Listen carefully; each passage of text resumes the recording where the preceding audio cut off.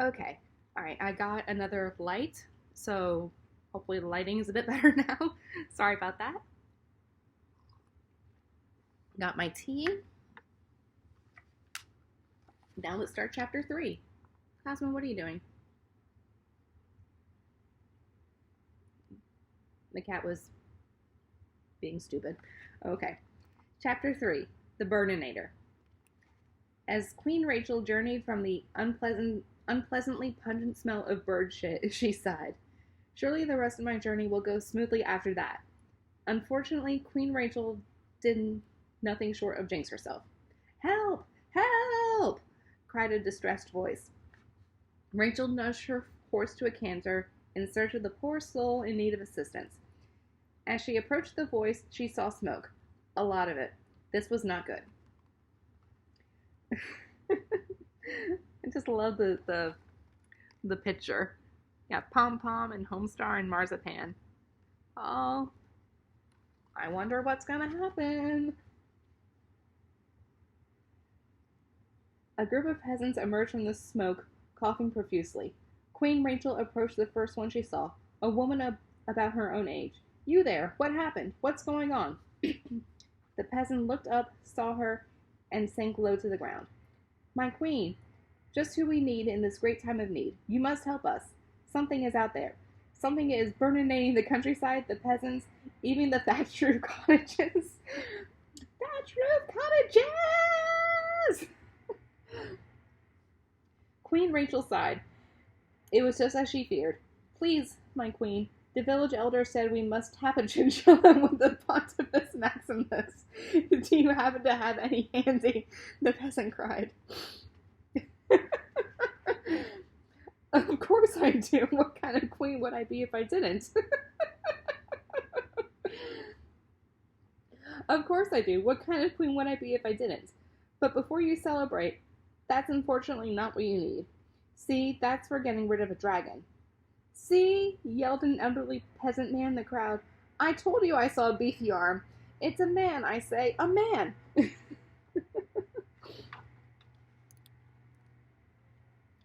Well then, exclaimed a man Queen Rachel took for a village elder, although he didn't look very old and looked more like Gilderly Lockhart-esque. I know exactly what to do. All we have to do is a flawless rendition of Voldo and Ivy battling, and we'll be right as rain. Oh God. Oh, that was so weird. The arm movements that he did. Oh gosh.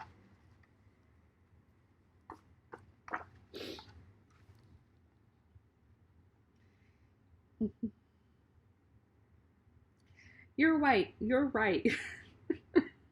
You're right. Queen Rachel called over the sudden commotion of a large group of peasants miming a sexy whip and thrusting their pelvises like jelly. if the problem was a man, it if the problem was a man, but this is not a man or a dragon, not even a dragon man. This, I'm sorry to say, is Trogdor. Trogdor! Cried the creature, much too close for comfort. Everyone gasped. Please, my queen, what do we do? Cried the same peasant woman Rachel saw for. I'm sorry, I'm not a good out loud reader. Please, queen, what do we do? Cried the same peasant woman Queen Rachel first spoke to. She was disappointed to see the village elder running off and screaming down the road. Luckily, I have just the thing. What's your name? Queen Rachel said. Holly, your majesty. Oh. Now Holly has a story. Okay, first Janine, then Shanna, now Holly. Okay. Uh, Holly, I need someone that plays subpar flute. The subpar is very important. I have a flute on hand at all times, but I'm unfortunately much too skilled in the art to proceed. I have defeated my final challenge. Having defeated my final challenge. Do you know anyone up to the job? Okay, I was not good at flute. Like I think I was like one of the last chairs. I sucked. I huffed and I was just it was bad. So thank you, but this is very flattering, but no, not accurate. I was terrible. Okay. Um, I can do it, Your Majesty. I played flute in middle school and not since. Same. I remember my notes by squeak when changing octaves, and my embouchure is weak. Same. Will that suffice? Perfect. Now you must be my inferior accompaniment while I sing Good Charlotte flawlessly. Can you do that? Yes, I think so. Do you still remember the lyrics? Good Charlotte is so 20 years ago. She paused. Gross. It was actually 20 years ago. Now I just feel old. Oh my god, it was. Ugh. One does not simply forget Good Charlotte lyrics. When one memorizes the works of art, they become part of them. Holly nodded solemnly. I know exactly what you mean. I just didn't want to admit I was the only one. I still remember a little bit of lyrics, but not all of them. You know, I could probably say a little bit. All right, so here's Rachel and Holly singing and playing for Trogdor. Queen Rachel and Holly then spent the next 45 minutes and 52 seconds performing the entirety of Good Charlotte's The Young and the Hopeless. Queen Rachel's rendition was flawless. She did not miss a single note or lyric. Holly, as promised, did not play more than 5 notes without an error. Her playing was so subpar that the peasants had no choice but to ignore Queen Rachel's brilliance and clap politely with a slight grimace when they were done. Holly lowered the flute, rubbing her obviously out of practice mouth. What now? She whispered. Is he gone? Before Queen Rachel could answer, loud stomping caused the earth to shift below their feet. It kept coming closer and closer. The peasants began to panic. But Queen Rachel stood calmly, inspecting her nails, appearing almost bored. Suddenly, Trogdor arrived at their gathering, fuming. How dare you do such disturbance to the brilliance of Billy, Paul, Benji, and Joel? Trogdor roared. So Trogdor is a good Charlotte fan. Benji and Joel are twins, Holly whispered while covering in fear. Obviously, any true fan knows that. Good Charlotte is my favorite band, and doing a flawless rendition to the sounds of subpar flute is the worst sort of torture. And this torture shall continue, Queen Rachel spoke up, as long as you continue to burninate the countryside, the peasants, the people, and the thatched roof cottages. If you want it to end, you must leave in peace. Trogdor huffed and puffed, obviously in great turmoil. Queen Rachel signaled to Holly to raise the flute. Okay, let's start the Chronicles of Life and Death then. No, fine, I'm leaving. Just no more. Stop defiling the masterpieces. With that, Trogdor sulked away. The peasants all cried with joy and wonder. Oh, thank you, Queen Rachel. We must have been done for. We would have been done for without you, Holly exclaimed. Queen Rachel nodded regally, returned to her steed, and rode away, leaving her subjects to celebrate. She was glad she was able to help her people, because what greater joy was there to being a monarch than that? But Rachel was just more than a monarch, and her greatest joy was waiting for her at the altar. She had a wedding to catch. I trying to think. We're young and we're hopeless. We're lost and we know this. I'm going nowhere fast. That's what they say. Something like that. That's a song. Okay.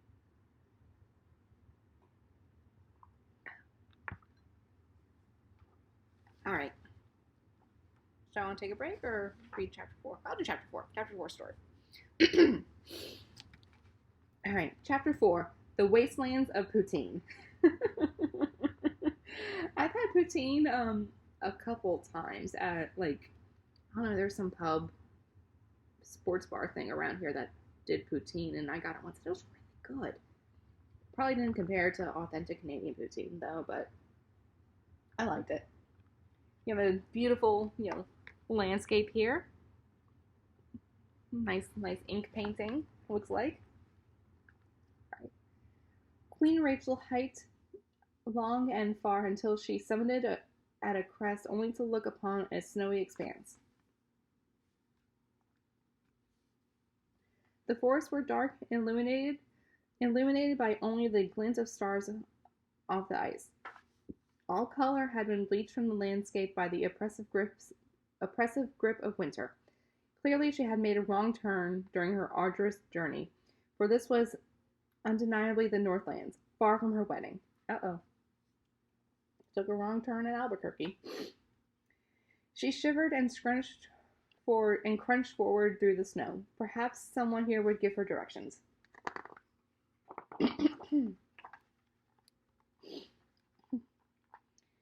As she trudged into the wooded valley, a rustling in the underbrush caught her attention, and she backed away, preparing to defend herself from a ravening pack of wolves or an irritable moose. And don't fuck with mooses.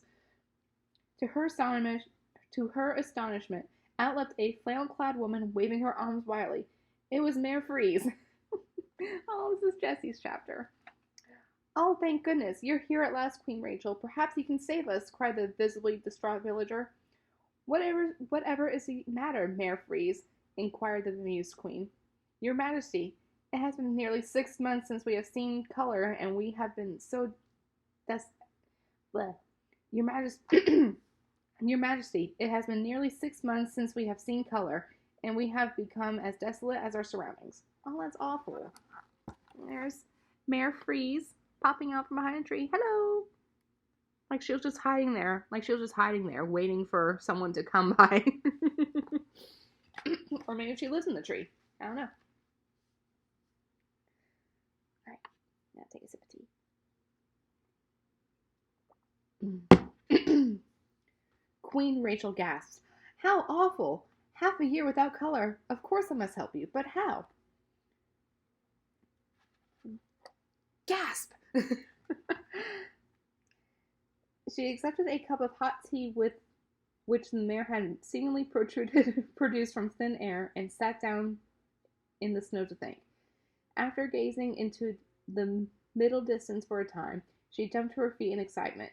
Eureka! I know just what to do. Mare Freeze and the other villagers who gathered around the queen buzzed with anticipation. I know what to do!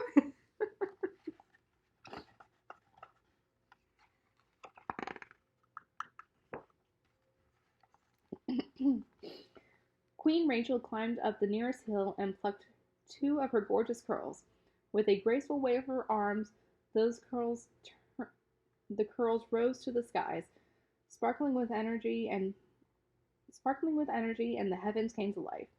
Emerald and amethyst luminescence danced through the sky, shining down on the awestruck villagers. At last, color had returned to the north.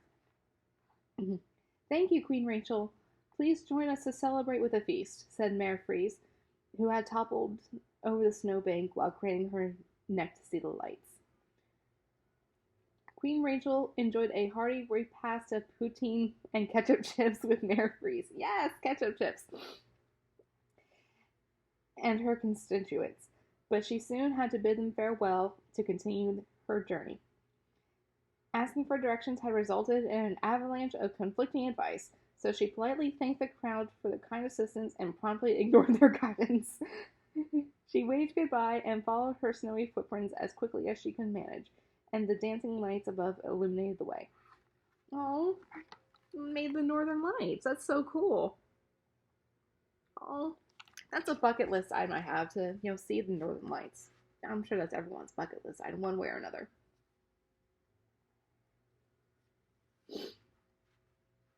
Alright. Chapter 5. You're there when they need you. Need is spelled K-N-E-A-D. And this is one of the pictures that I saw when I was, flipping through, and I just, saw, Queen Rachel with a cat, lying there, like this. I'm like, what the hell is happening? Okay. Okay, but we're gonna find out. Alright, chapter 5. You're there when they need you. As Queen Rachel pushed forward from her snowy detour, she stopped as she suddenly heard a familiar sound. Could it be? No. But perhaps? Meow, meow, meow, meow. She heard it through the trees. Yes, it must be. Her heart lifted as she quickened her pace. A welcome detour. She A welcome detour, she thought as she kept her eyes peeled for the felines. Yay, kitties! She followed the sounds as they increased in volume and ran into a clearing. Her mouth gaped open as her gaze settled on the source of the sounds. Ah! Sorry, I thought I, heard cats, Queen Rachel said, mortified and yet strangely transfixed on the figure she saw before the ground, wearing some sort of cat onesie. Oh, okay. Oh, hello, Queen Rachel. The figure rolled over to face the queen. Ah, I should have known, Queen Rachel thought as she regained composure. Hello, Hedge Witch Kara. What are you doing? Oh, Kara's chapter.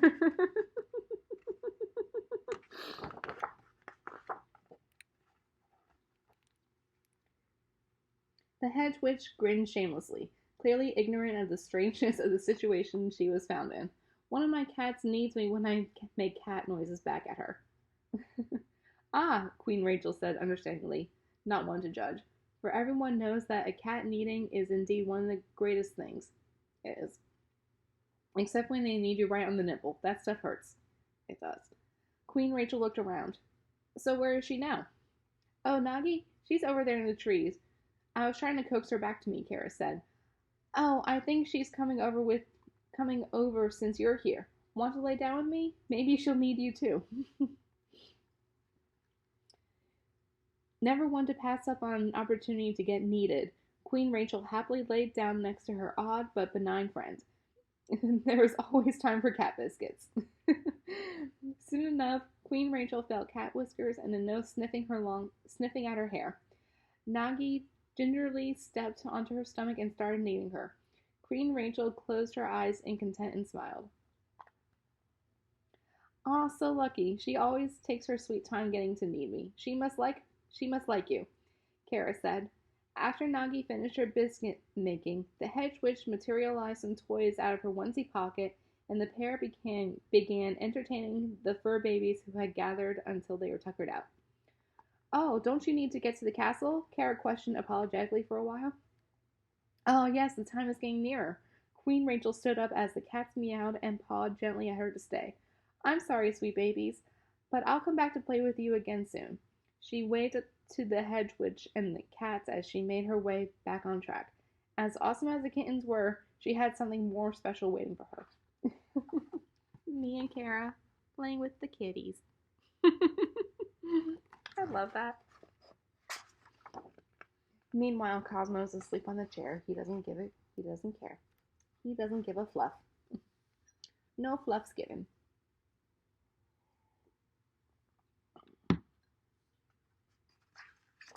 Okay, almost done. Chapter 6. I mustache you a question. This was turning out to be the longest journey across her kingdom Rachel had ever taken. And on this day of all days, too. With little time to spare, Queen Rachel finally crested the hill overlooking the land of oaks at Salem. She was so close. She was about to spur her noble steed onto the last bit when she heard someone shout, "Murder!" No matter how late she was the queen first and foremost, and when one screams murder, it cannot be ignored. She stopped her horse and saw a strangely familiar face running towards her.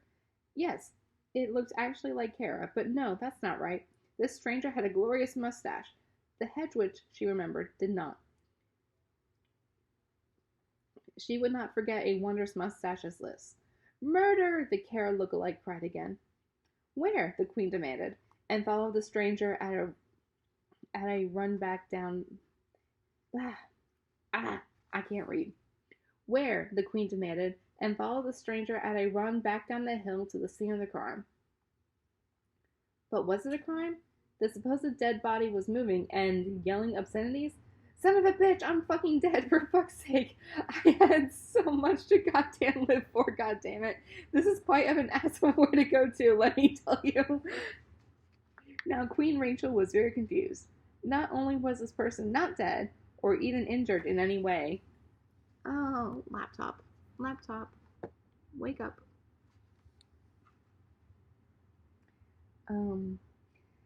They looked and sounded uncannily like Lady Shenanabubby. But no, once again, the stranger had a glorious mustache. There, before she could even give it too much thought, she was surrounded with more familiar faces with glorious mustaches. I'm telling you, Your Majesty, it was Shifty Jones, said the Mayor Freeze look-alike. It most certainly was not me. I am innocent, completely innocent, I say, Shifty Jones. But really, Chief Colonel Minstrel Catherine look-alike retorted. It could not have been Sketchy Johnson. Queen Rachel looked around at the bickering, mustachioed, and completely alive group. Well, since no one is actually dead, and I have a wedding to go to, I'll just be going. Queen Rachel trailed off. When she received no response, she climbed onto her horse and continued on her way. She looked back briefly to notice that they all stopped their wailing. Even Lady Shenanabubby look-alike paused in her after-death tirade to watch her go. As she crested the hill once more, she saw them shrug at each other and continue bickering like there was no tomorrow. What an interesting group of people, she chuckled to herself. Oh, murder. Okay. Oh, almost done. Aw. Okay. Chapter 7. The best end to the best day ever. After a lively and at times harrowing journey, Queen Rachel finally made it to the land of Oaks at Salem, just as the sun was falling to the horizon. Luckily, her radiance and the fact that she was having a good hair day made it so she was ready to walk down the aisle within minutes of her arrival, and just in the nick of time. The ceremony was intimate in every special way. She was surrounded by friends, family, and subjects, and most of all, about to start her life with the brave knight she had selected as her own. There was nothing more she could ask for. She even got something she definitely didn't ask for when Lady Shenanabubby interrupted her processional to a lovely rendition of Pachelbel's canon when with glowingly intense shrills of Ave Maria. Even though she was escorted away with cries of "Hi, Jesus!" The notes stayed with Queen Rachel long afterward. They may even haunt her dreams, but yes, other than that, all was perfect. As darkness fell over the kingdom, she took Sir Stephen's hand and entered the great hall to begin a celebration. As Queen Rachel enjoyed her lavish, yet gluten-free feast, Harold the Herald banged his staff upon the ground. For your entertainment, my queen, may I introduce the Lermasker LRMS, someone loudly whispered from outside the main doors. That's what I said, he continued. The Lermasker LRM, the voice started shrilly. Then suddenly muffled as if by several hands. Fine, the LRMS girls. Oh, there's me and Steven as hamsters, I'm assuming. Oh, it's so cute. LRMS girls, okay. Harold the Herald bowed deeply. The group of subjects Rachel had interacted with that day entered the great hall. They huddled briefly for a moment and then spent the next several minutes poking, prodding, and at times shoving each other into some resemblance of order. Lady Shenanabubby, shockingly devoid of all bird shit, then opened her mouth and sang, quite loudly, a note. Then Janine followed with a lovely third.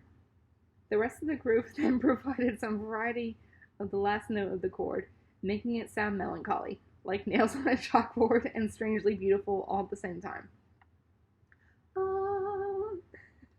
After stopping, which involved Lady Shenanabubby whacking Holly upside the head to get her to do so, they all continued.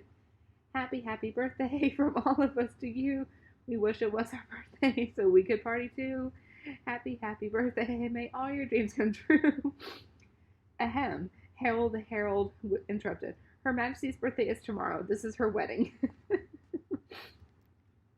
The LRMS girls looked at each other, then at Harold, then at each other, then at Harold, then at last at Queen Rachel. Queen Rachel, always polite, just shrugged with a sad smile. Sorry, he's right. It was lovely, though. The LRMS girls, looking embarrassed, except for Kara, who just guffawed loudly, shuffled sheepishly out the door. Well then, Harold the Herald broke the accompanying awkward silence. Next we have Catherine, chief royal minstrel with a sonnet. Hopefully she is competent enough to know what today is. Ouch. Catherine solemnly walked through the main door into the great hall, lute in hand. After clearing her throat, she strummed lightly and began. There once was a curly-locked fair maiden. She traveled far and wide by apple steed, superb cakes and glorious sweets laden, willing to lend a hand to those in need. She coveted for a sweet and handsome knight. Oh, numerous adventures they would have. Searching nearby, found one bright in sight. Her welcome heart doubled with joy, not half. Be it action on a whitewater river, or raising a little fluffy fur child. Soon the good knight had a ring to give her, for that adventure continues, she smiled. For escapades to come, their love in bloom, many dear wishes for our bride and groom. Oh. With tears in her eyes, Queen Rachel reached for Sir Stephen's hand. Maybe their wedding day didn't go as she imagined, but she would not ask for a more perfect and unforgettable day. The end. Oh my goodness. And here's, Catherine with her little guitar, her little lute. Was a lute or lyre? It was a lute. With her little lute. Oh. The end. Oh my gosh, I love this. This was so nice and fun and beautiful. Thank you so much. I love it, and I love all of you.